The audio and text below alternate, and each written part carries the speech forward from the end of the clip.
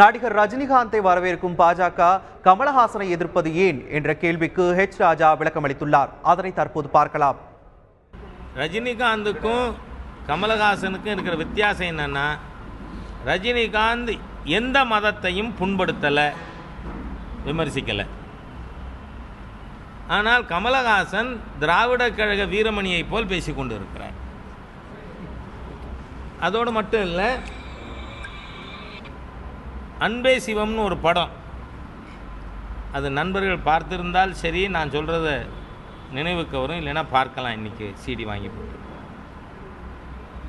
இவர் கமலஹாசனுக்கு ஒரு தாய் திருநீர் பூசுவார், அதை உடனே கையால் அழிப்பார்.